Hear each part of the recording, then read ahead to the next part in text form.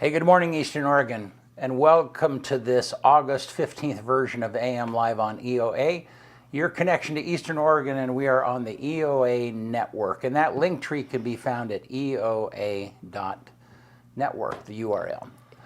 And here in a little bit, we're going to have Eric Valentine and Bob Carter will be with us talking about a recent hiking trip that they went on. And that might not seem notable, except that both of them are in their 80s. Dang, just throw them under the bus like that. Yeah, well, I was talking to Gabe yesterday. It's like, yeah, they're going on hikes you and I wouldn't go on, man. So yeah. Well, at least not. I'll do it as long as the weather's nice. Yeah. Like, I don't mind it, but I'm not in very good shape, so it wouldn't be probably very fun. Yeah. Yeah. It's First Friday. Yeah. Finally. But there is no First Friday this week for me because I'm working Saturday, and then I'm dog sitting on Sunday. Are you? Well, if it's like last time, yeah, it would be amazing. That dog didn't bark, and usually he barks like a lot when my parents leave. So hopefully, it's. So hopefully, like nice and smooth. He's taking the chill pill again. I mean, yeah. There's been times where the neighbors have messaged me like, "Dude, are your parents around? Like the dogs." I'm like, "I'm here. I'm trying to." You know what I mean? Like I'm trying to figure this guy out. Like those dogs are hard-headed, man. That breed. What are they? They're Basset Hounds. Yeah. Oof. Oh, they are hard-headed. BC, how do you feel about like urns and ashes? Like, like people having like, ashes in their house in an urn or whatever. Yeah.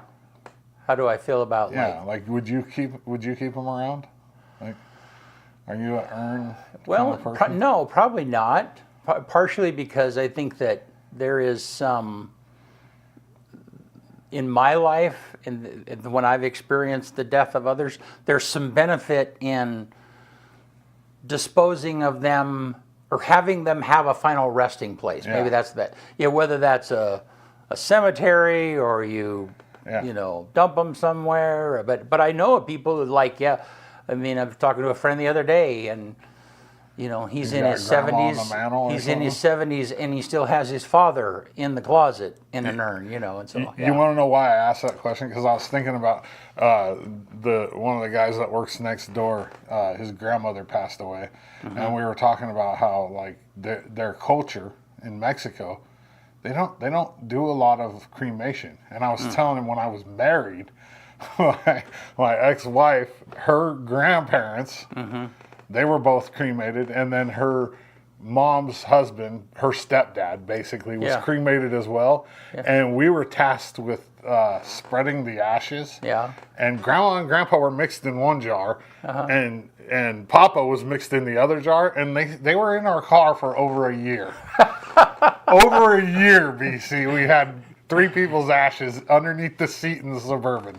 Well, and I think that is probably, that happens a lot, whether they're in a closet or they're in your car, or it's like, here, you take care of it, and then it's like you never find the right place. Well, we went to the coast 3 times in between in that year, and just forgot. You know what I mean? We got busy with the kids, and like, oh man, Grandma and Grandpa are still under the seat. Like, we got to get that taken care of.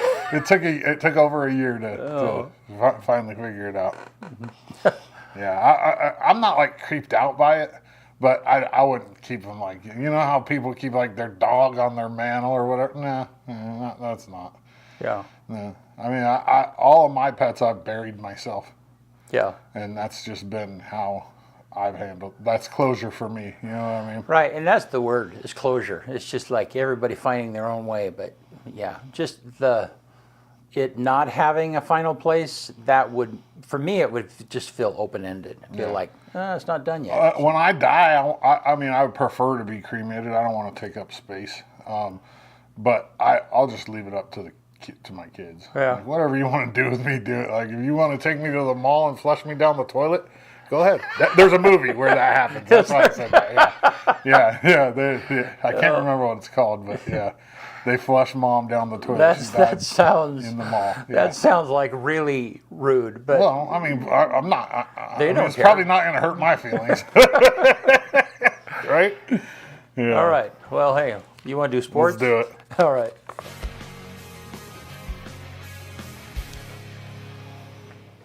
AM Sports Report brought to you by Northwest Furniture and Mattress. They have an awesome selection of made in USA furniture, from recliners to mattresses and more. Northwest Furniture and Mattress, Big Red Rocking Chair on Elm, off Adams in LeGrand. This last week, our community lost a legend. He was not only a great coach, a teacher, but he was also a great person as well. Anytime I saw the guy, the first thing out of his mouth was asking me how my family was. And he was very influential in not only my mom's career, but dozens of people in this county, and not only in this area, in other areas as well. The picture of him here is after LeGrand won the football state championship in 2019. I was on the field with him that night, and you could feel how much it meant to him as he was involved as a coach. A huge fan of athletics at both LHS and EOU for decades. Orv Goddard, you lived a long life and influenced way more people than I could ever mention. Rest in peace, my friend. Funeral services for Orv will be held at the EOU football stadium on Saturday, September 7th at 2 p.m. A reception will follow at the Union County Fairgrounds in the 4-H building. Moving on, here are the first games for all of the sports teams at LHS. Football kicks off August 30th, 6 p.m. Community Stadium versus Astoria. Volleyball kicks off the next day, August 31st. The time is to be determined. It's the Hannah Cashel Memorial Tournament. Boys soccer, August 30th, before football at 12 at Community Stadium. Girls soccer in between boys soccer and football at 2 at Community Stadium. And they're both playing Junction City, and Cross Country has yet to put any events up on OSAA's website. And then Imbler football will kick off their season on August 30th in Elgin. Time is to be determined, which will also be Elgin's first game of the year. I'm just going to tell you about all the small schools in the valley too. Cove will play on August 30th as well at a to be determined time versus Sherman in the Doofer Classic on the road. Union will get a late start with their first game on the OSAA page not until September 13th at 7 p.m. and they'll be at home versus Sherman. And finally, Powder Valley starts their season on the road at Pilot Rock on September 5th at 7 p.m. In the next couple weeks, there's going to be a lot of fall sports interviews for EOU and the high school. We're going to kick it off with women's soccer and then EOU volleyball. The women's soccer team received votes in the national rankings, and EOU volleyball started the season in the first coaches poll at number 3 in the country, which is pretty exciting. They're getting ready to go to Caldwell, and then they go on a road trip to Texas. And when they come back that following Monday, I have a couple of interviews that'll be coming out with volleyball girls, so it's pretty exciting. And then finally, the QR code on the screen is for Cade's Courage, and it's the GoFundMe account for the McKinley family. Cade's a 3-sport high school athlete at LeGrand. He was recently diagnosed with a form of Ewing sarcoma cancer, and the family needs some help. So if you have the means, there's the QR code for the GoFundMe. If you're not a GoFundMe person, go to U.S. Bank right here in town. The account is set up under Cade's Courage or the McKinley family, and if you have the means to donate, make a donation. It's much appreciated. I also have some of these bracelets right here left. They're free. They say Cade's Courage on them. They have a tiger. They have a baseball. You got this, and wrestlers, and a cross. And they're pretty cool. And they're free. So if you want one, give me a message or stop by and grab one. AM Sports Report brought to you by Northwest Furniture and Mattress, 215 Elm in LeGrand, or you can call them at 541-963-5440. Cool. Good stuff. Thank you. And I saw Arnie Peasley the other day, I was telling you, and what's the first name? The Peasley kid who's playing. Andrew. Yeah. So Andrew, that New York is playing Carolina on Saturday. Saturday, yeah. And he was going to that game. So he moved up to 3 on their depth chart because Jordan Travis got hurt. But I was looking at the stats and about how, and hopefully the Jets are one of those teams this year. Only 13 NFL teams kept 3 quarterbacks last year after the preseason. So That's a little less than half of the teams kept a third quarterback. It's not super popular now because there's usually a guy on the team, whether it be the punter, the kicker, a receiver, somebody that can play quarterback in a pinch. So they don't want to pay three guys because they're pretty high paid positions. Right. But I think Andrew's got a shot. I mean, he played really good last Saturday, and he was like 8 of 11. He had a touchdown pass, like almost 100 yards. His QB rating was like 125 or something like that, which is very high. Yeah. We'll see. He's got to do it every week. Yeah, there's still hope. There is hope. And even if he doesn't make this team and just goes to the practice squad or whatever, he's got a chance at getting signed by another team. You know what I mean? So somebody's going to be looking for a quarterback, and if he does well, I mean, there's a real chance that he makes an NFL team during the regular season. Yeah. It's pretty cool. Yeah. Very cool. Well, each little step that he accomplishes is like super cool for our little community. Yeah, it is. Yeah. Very. So, hey, let's look at the weather graphic. See what we got. 76 today, 50 tonight, and looks like 82 tomorrow, 94 on Saturday, and then back in the 80s through Tuesday. Looks like it's still going to be pretty dry. Not much chance of rain. But I mean, there's some rain. It's 52% humidity today. Yeah. Outside of that, though, it's going to. Yeah. So, yeah. So anyhow, so that's kind of what we're looking at. I want to mention, I didn't pull up that video real quick, Gabe, of the high school football. If you have that available, we're going to be doing the LeGrand, Baker City, and Pendleton home football games. And if you are a business and you want the exposure of one of those teams one of those towns or all three of those towns, it's a great opportunity. It's the home games that we are streaming, and that begins on the 30th of this month. There's 2 games simultaneously that night. And if you want more information about that, go to EOAHSsports.com. EOAHSsports.com. All right, we will be right back with Eric Valentine and Bob Carter.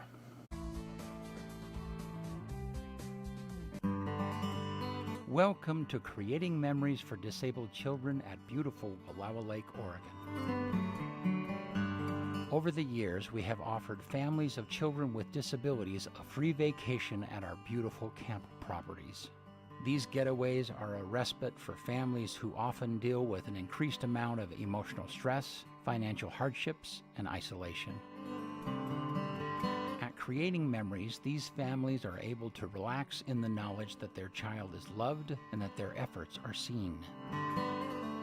Since 2018, we have completed a cabin renovation every 2 years, continually increasing our capacity to serve. We have fully renovated 3 cabins to become fully accessible lodging for families, including full kitchens and wheelchair-accessible bathrooms.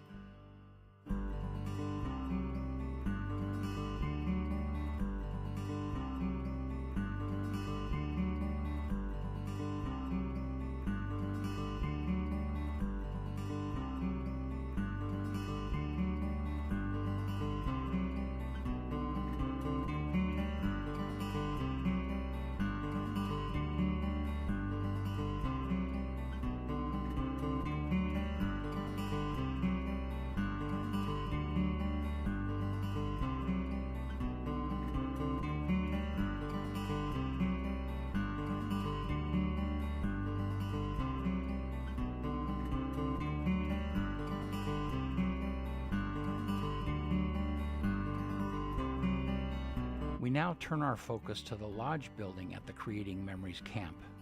Our vision for the lodge includes gatherings, networking, education, connections, community, and fellowship. We want it to be a place for families to share their struggles and joys, their needs and their knowledge, their setbacks and their celebrations.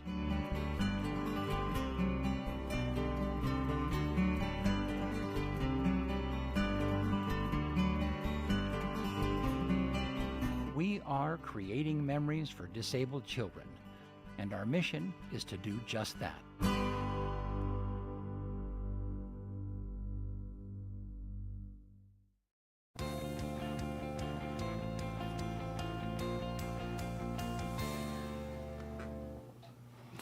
All right, we are back with Bob Carter and Eric Valentine. How are you guys doing today? Hey, just fine. Good, good. And Eric, you've been on the show before with us. Most recently after your fall. Not only the hike that you made, but the hike that you made down the edge of the hill. Yeah. That was more a tumble than a hike. Yeah. So do you call that a hike or do you call that a spill? Well, Yeah, spill. let's just say that once you got to the bottom, it was a journey after that, right? Yeah. Most definitely. Yeah, and thankfully you've recovered, and I mean I think the last time you were here, you were still Had the neck brace on. had the neck brace on. You were limited, back so brace. yeah. When you were looking at us, you were kind of turning your head back and forth, Right. and so Turning yeah. my body. Turning your body, yeah. Turn my body to rotate my head. yeah. But you guys have been hiking partners for a long time. I'm Yes. presuming, right? How did that start? I mean, but Bob, you were not on that hike with him when he fell by himself. I asked Bob to go with me, but he had another commitment.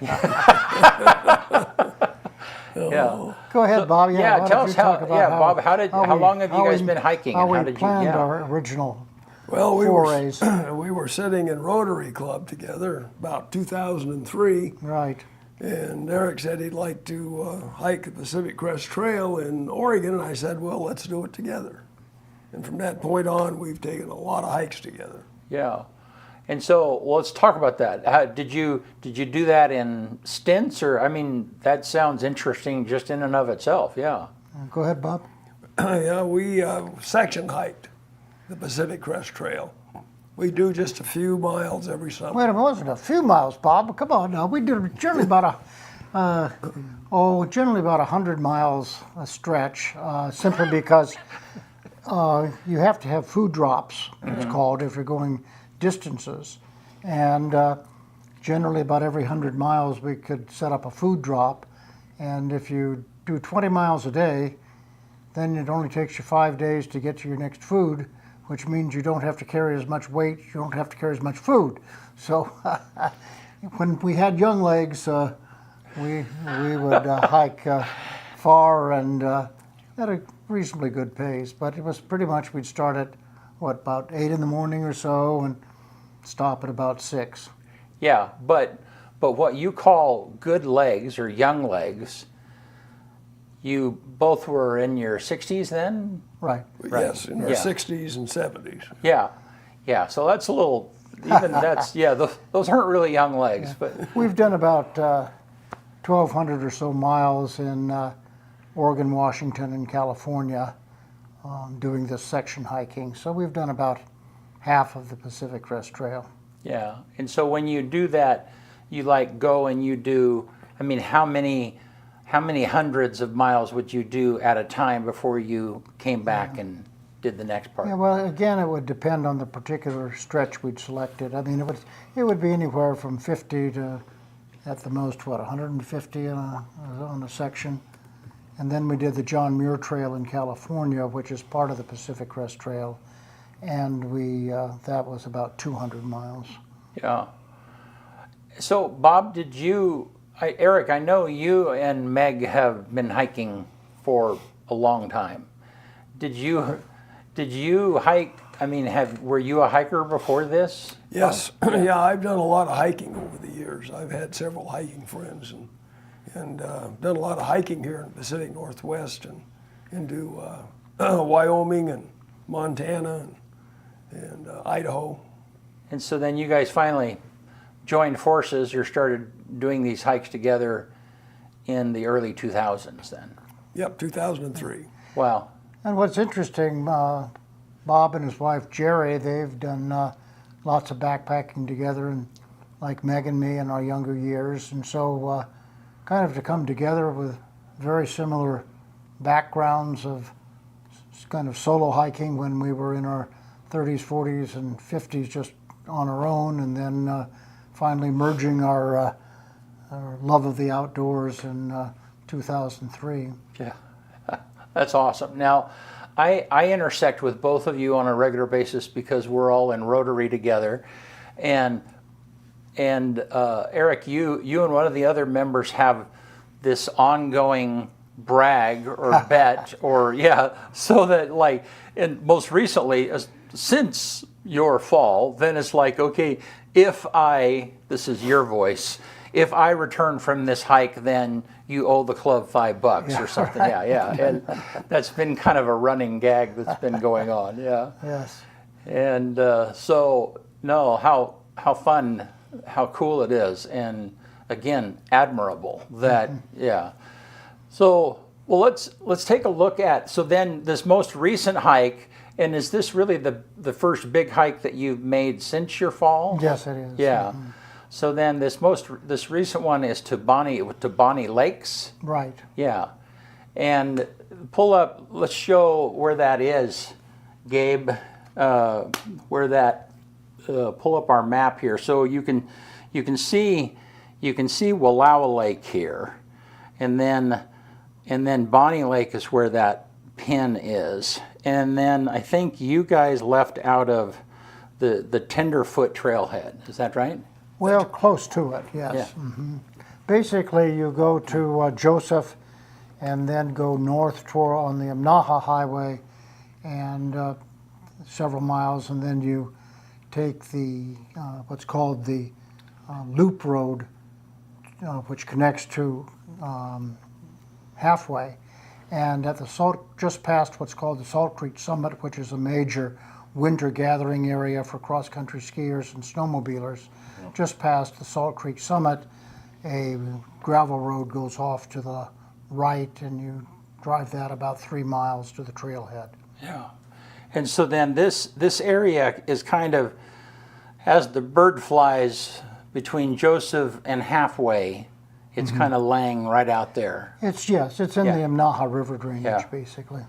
Yeah, and all right, well, cool. Well, now that we kind of know where it is that you guys went, which you presented these same pictures at Rotary not too long ago, and we didn't have those, and so it had me. I struggled a little bit. Okay, now where is this? So Yes, okay. So this is the day of. You guys are getting ready to take off, and you were doing the responsible thing and registering that. Right. Hey, The Forest Service wants to keep track of how many people are using the wilderness, so yeah. it's a free permit that you get, and it's just done for both their tracking of people, plus it's a safety feature if we got lost. Yeah. Hopefully there'd be this registration and people would know where we're going, but of course our wives knew where we were going. Don't you get hot wearing all those clothes? This is like middle of the summer. It had to be 190 degrees. That's a up good there. question. You're never cool, whether Right. you're wearing a long sleeve shirt or not. The long sleeve shirt is nice both for sun protection and mosquito protection. That's what I was thinking. Yeah. Yeah. So, all right. And so then just tooling through, you guys were on the hike. Now you were talking about the flowers. I mean, Right. yeah. And most people know you, some people know you as a judge, that you were here a judge in the area for more than 20 years, right? Yes. And then also that you are an avid photographer. You've been taking photos. So, and there were beautiful flowers to take pictures of along the way. Yeah. The advantage of hiking, backpacking in July is that's when the wildflowers are really peaking, is in the month of July. The drawback of hiking in July is simply mosquitoes. So it's a trade-off. Yeah.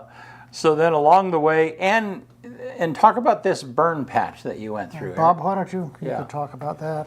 Well, this area recently burned, and there was a pretty good area in there that burned. And after the burn, you can see a lot of vegetation coming back in again, and the flowers were really nice in there. Yes, what's interesting, that fire was in 1989, and we talked about our wives and backpacking. That Meg and I had backpacked in there in 1988, a year before the fire. When did you and Jerry backpack in? Probably about 1985. Yeah.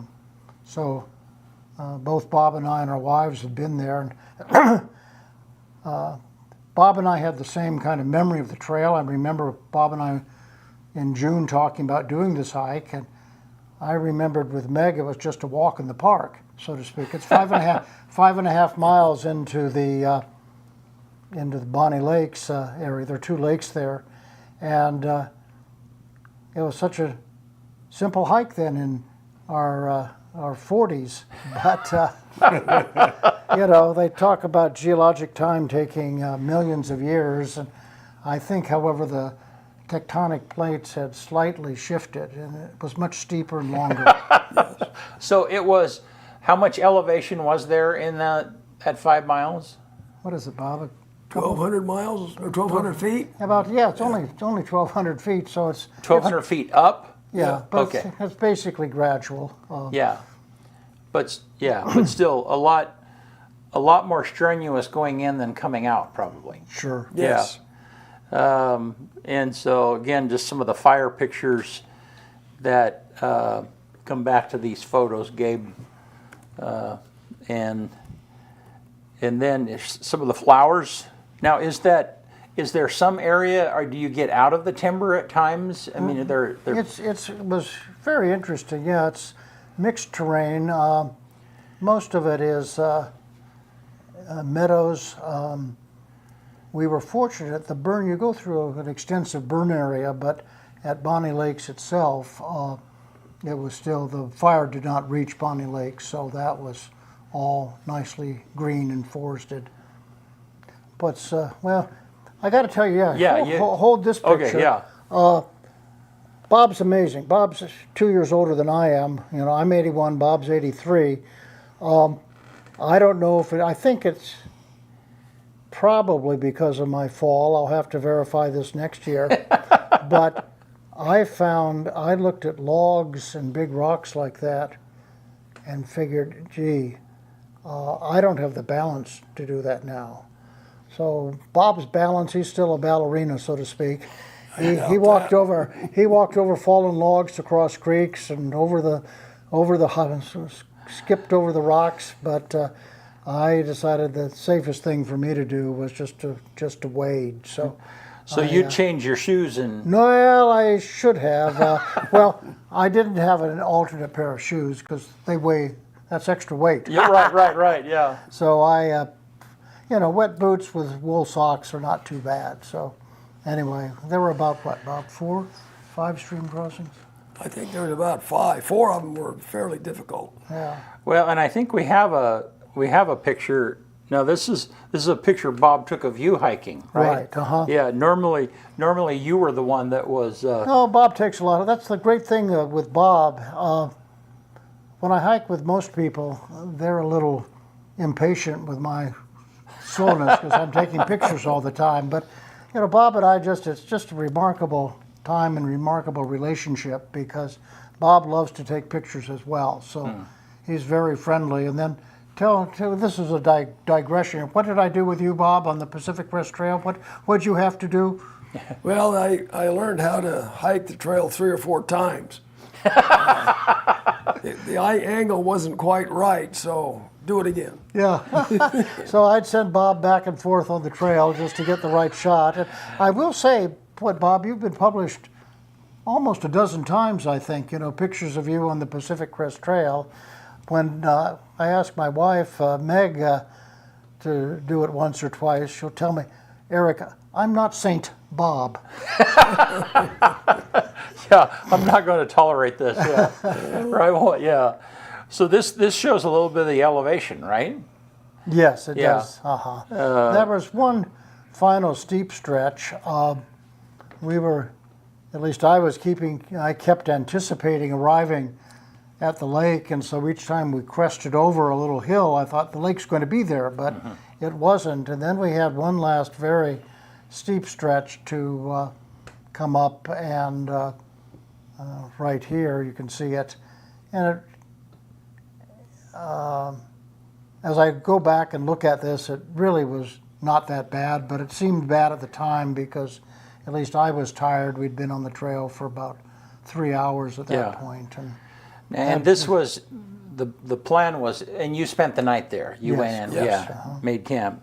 So then this must be at the lake. Yeah, that's Big Bonnie Lake, so to speak. That's Elephant Head in the foreground. And you can see the sky is reddish. That was smoke from fires out of Baker and Malheur counties. Yeah, because this was not that long ago, maybe a month ago. It was mid-July. Okay, yeah.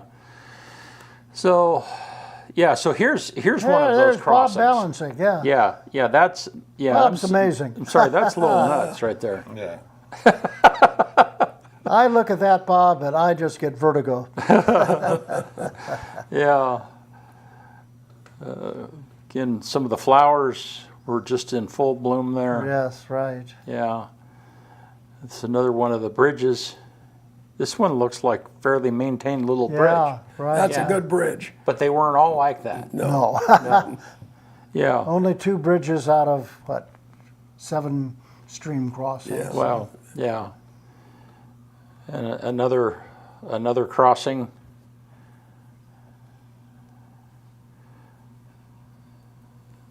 All right. This looks like this is kind of, you guys are hiking through that burn area. Was Right. that, so you guys had both been through there when it hadn't been burned? That's Yeah. correct. Yeah. It's amazing to reflect back and try to, I don't have a specific recollection of these, what this was like in 1988, but certainly it's just sort of hard to imagine this being green trees. Right. But, it was solid green, obviously, back in before 1989. Yeah. Was the ground wet in that picture, or does that just look like No, it? there were places where there were seeps, and Oh, okay. we were fortunate too. Although we were in that 90 to 100 degree weather mode, just when it was starting to really get hot in July. Going in, we had a very gentle rainfall, and it was cloudy, so it was easier going in with the kind of the cooler weather than it was coming out. Coming out, it was quite hot, but going in, it was nice. I think I'd rather have it the other way around. The heat coming in, the cool coming out, because I feel But you're like going uphill when it's you're a little. going There's in. more adrenaline going in. You know what I mean? Like you're like, yeah, we're going okay. camping, and then you have to come out, and you're like, okay. oh, it's 100 degrees. Sure. That's a good point. All right. And this is one of the lakes. You're right. The entrance of one of the lakes. Yeah, this is near where we camped, and what I've found as a photographer, you just never can anticipate what you're going to get. Yeah. And it's just astounding to be in this relatively remote country and find a picture like this, Yeah. find a moment in the atmosphere like this. Yeah. No, that's just. And Do you tote a bit? You're like, do you bring your camera with you, or you take? Well, that? this is all my iPhone. Yeah, that's what I thought. yeah. I wouldn't. Nowadays, there's no point in carrying a No, big camera. the only point of carrying a DSLR or a variation of it, carrying a camera with the iPhone, you've got to take independent batteries. You've got to charge them overnight, so you're carrying extra weight. Yeah. Whereas with the camera, you can have extra small batteries with you, and so you don't have to worry about recharging a camera, Right. so to speak. I mean, the lithium batteries for a camera are very lightweight. Yeah. And those, yeah, and the moments like that where the sun is peeking through the clouds, it only lasts. No, It's very fast. Yeah. You gotta be there. Yep. It just takes a minute. So that picture there shows you the red sun. It's reflected, Yeah. but the smoke had created that red Yeah. disc there. Yep.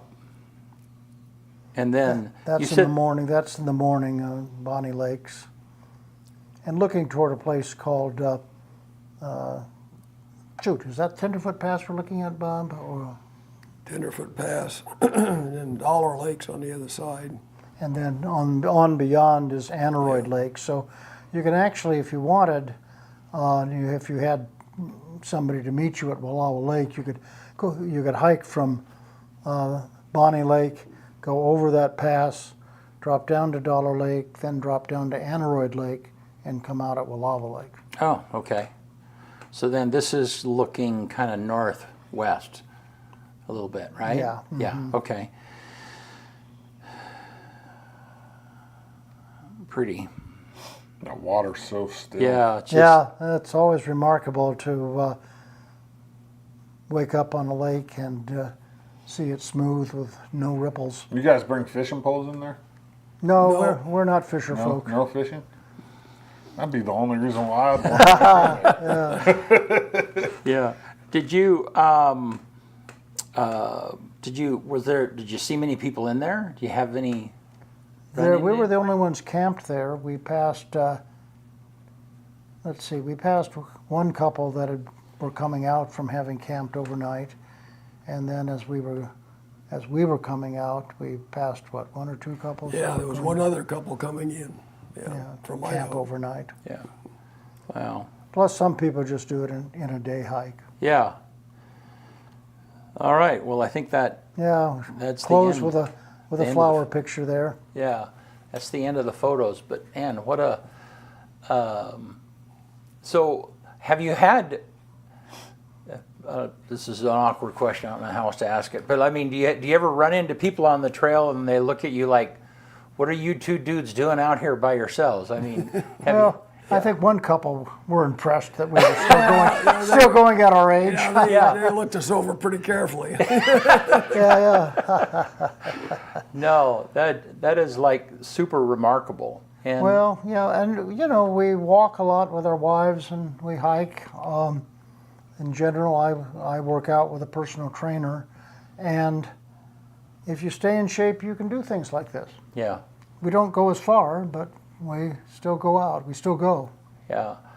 Well, and then recently you made a trip with one of your sons, right? Right. Yeah. I went with younger son Michael about 10 days ago, and Russ West and Mark Miller led Boy Scout Troop 514 on a 30-mile hike in the Eagle Cap Wilderness, and I went with him. We started out together with Michael.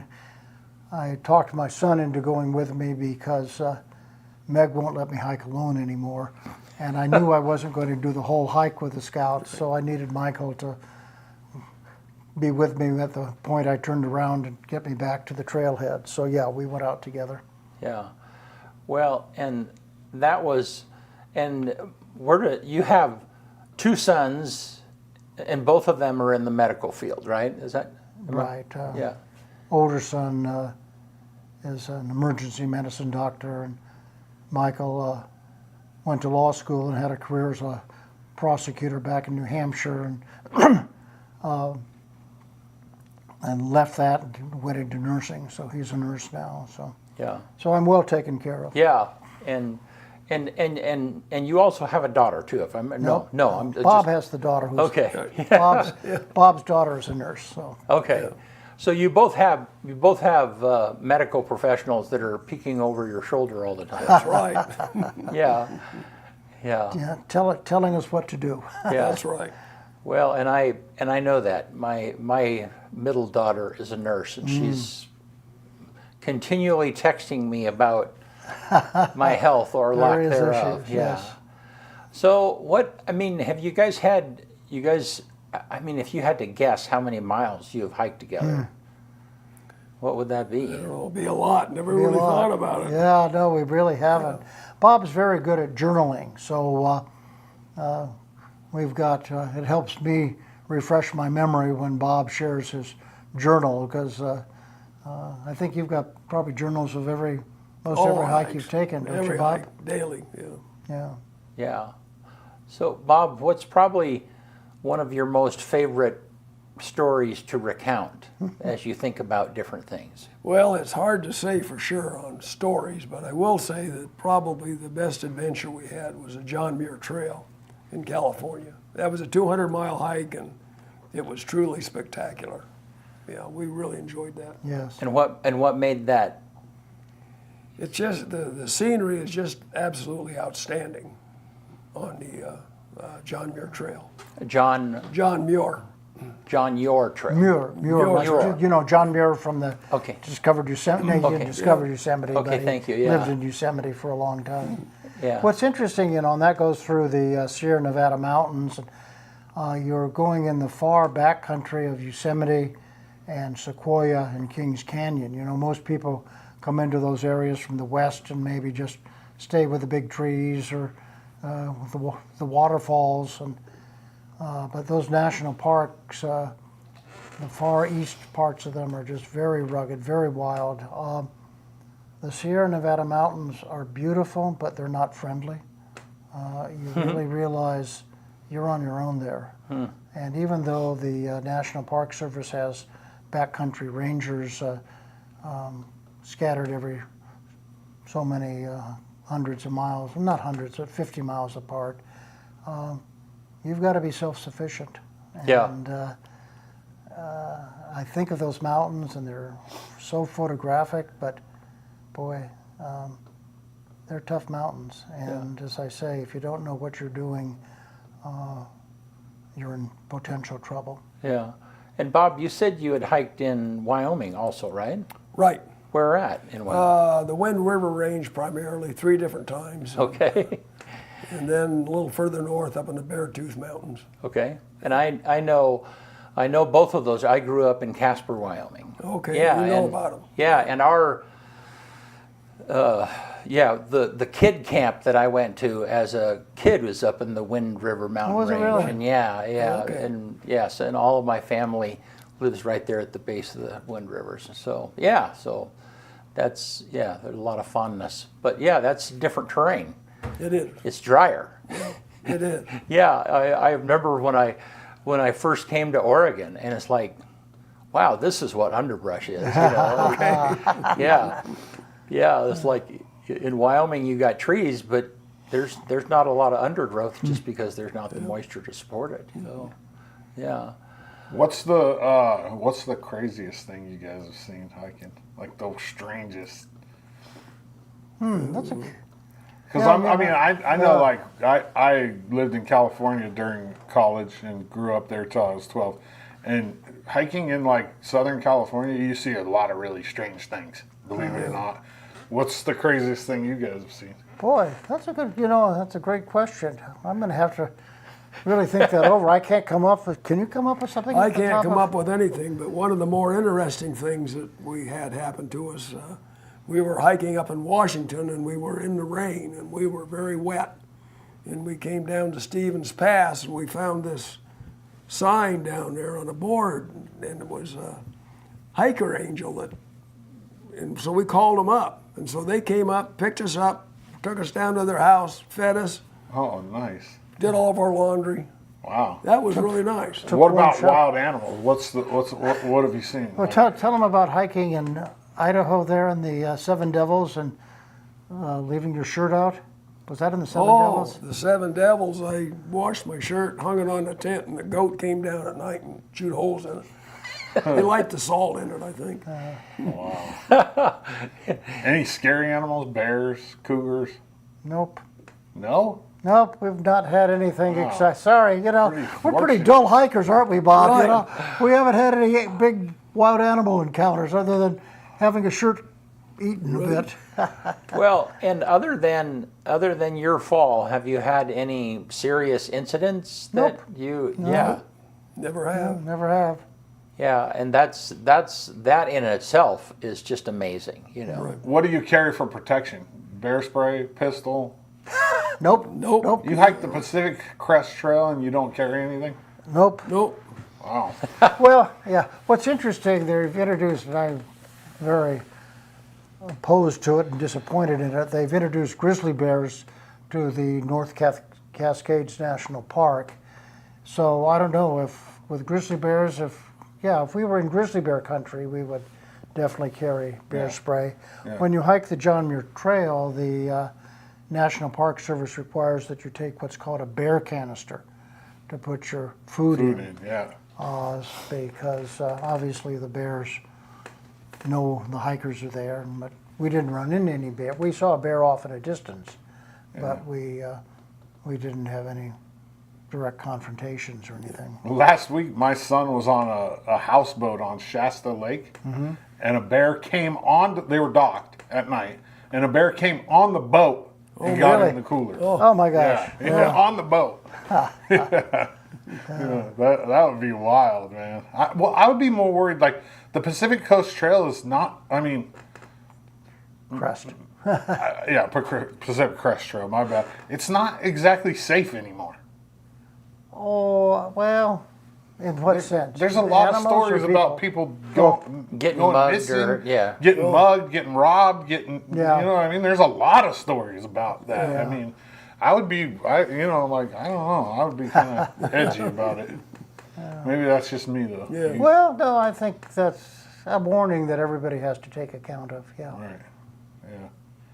Well, wow. Well, thank you guys so much for Let being me just here. make a pitch. Yeah, please go pitch ahead. to your audience. There's, if you want to do the Eagle Cap Wilderness, do any hikes in it, even just day hikes. There's an excellent book. Fred Barstad lives in Enterprise, and this book, Hiking Oregon's Eagle Cap Wilderness. It's a Falcon Guide. It's in its 4th edition now. So, if you want to find out what the trails are and pick a trail that would suit your abilities, that's an excellent guidebook. So does that make it into the backpack, or that's what you Oh, review no, ahead no. of time? If we feel we need something, we just copy it and take a couple pages of that we've copied off. Yeah, that's a lot of weight. Yeah. Yep, So exactly. what do you eat when you're out like that? I mean, Go ahead, Bob. That's a good Yeah. question. Well, it's basically freeze-dried food. okay. Do you do it yourself? That's the Yes. question. Oh, yeah. Keep it very simple. But you Freeze-dried do freeze dry it yourself. No, no. No, you just buy it? We buy Mountain House, and there's Nature's Pantry, and there's some other stuff. It's really not too bad. Yeah, it's boy, when really you get improved done with- since the early days, hasn't Yeah. it? Once we get out from a hike, we always find a good restaurant. Yeah, found afterwards. some good ones. Yes, we Yeah, have. you get some real food. Yeah. Those freeze real dried food. ice cream sandwiches only get you so far. I know you've had one of those. Yeah, but Those that's the intense backpacking that not everybody knows. You know that Right. where you're weighing. I mean, like when you had holes in your shirt, did you only have one shirt? I had one shirt, but it was still wearable. Okay, yeah. So that's, had a yeah, t-shirt. so that's the part of the story that a lot of Right. people won't get Right. is like you only take what it is that you need and and Right. Well, you bring up a good point, Brent, and that is earlier in my backpacking career, I'd carry 45 to 55 pounds. And Yeah. of course, I was younger. But in the late 90s, early 2000s, lightweight backpacking really came on board. And my pack now weighs 22 ounces as opposed to 5 22 pounds. ounces Yeah. packed. Or No. Okay, sorry, the pack The itself. pack itself. Okay. And then Less than I can 2 pounds. remember when I was doing the heavy duty backpacking, I hear about these hikers, backpackers who cut the handles off their toothbrushes to save weight. And we started doing section hiking and watching our weight. And I are one now. I cut off the handle of my toothbrush.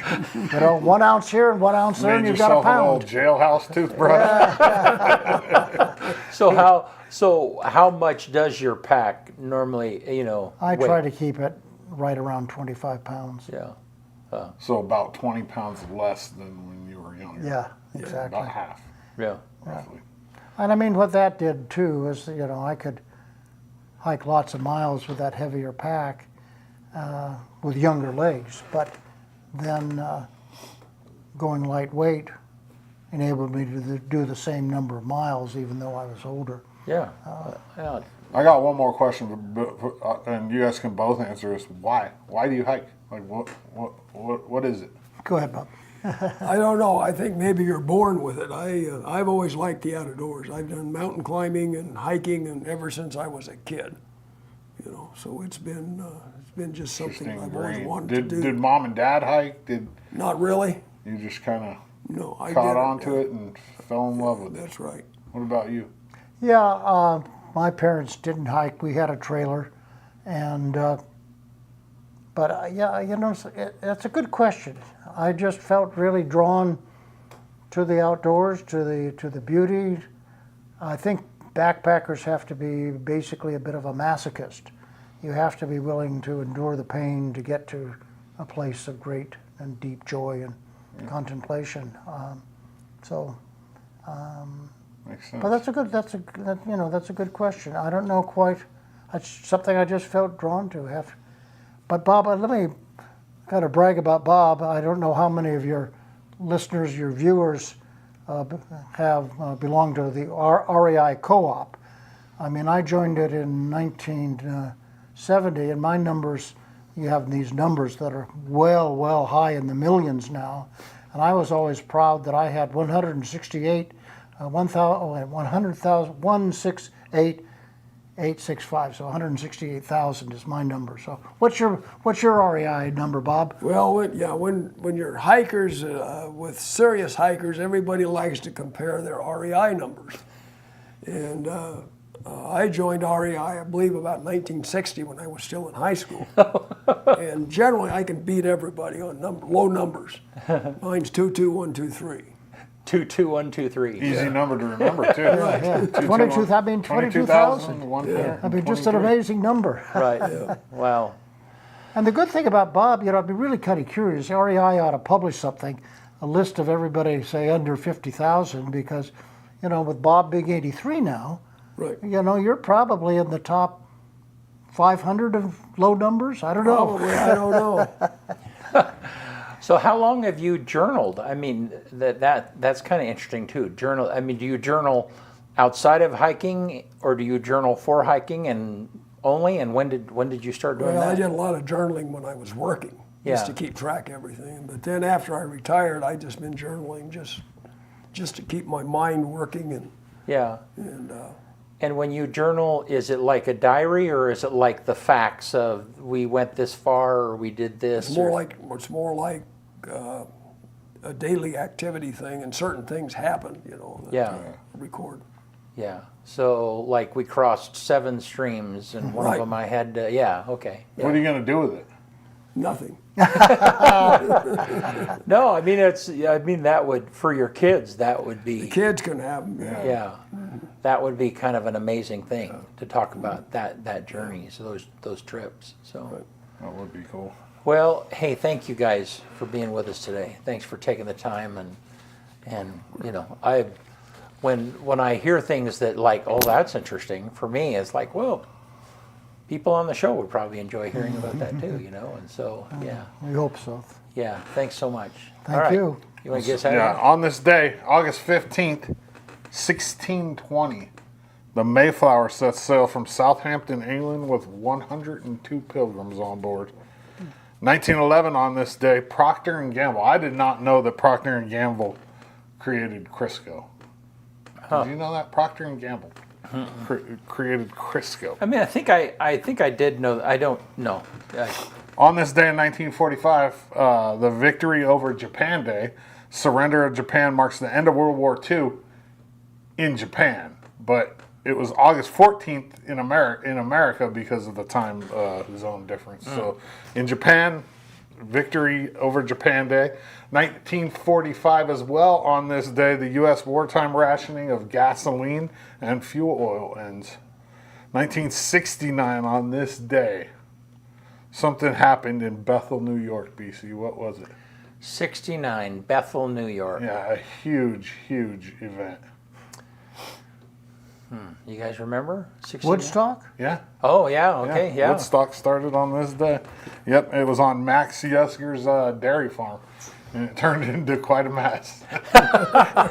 Yeah. 2018 on this day. This is crazy. I didn't even know they used fentanyl to execute people, but the first ever U.S. execution by fentanyl in Lincoln, Nebraska.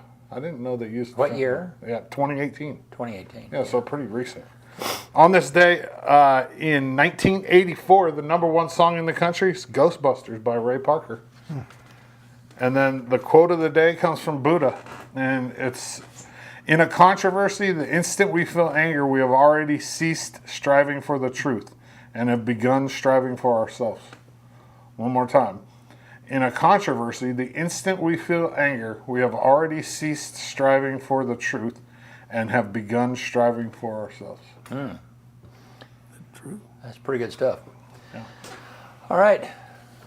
Hey, thank you guys for being with us. Yeah. Yeah. We'll be thank back you, next Brian. Tuesday. Been good. Yeah, really appreciate it. And we'll see you all soon.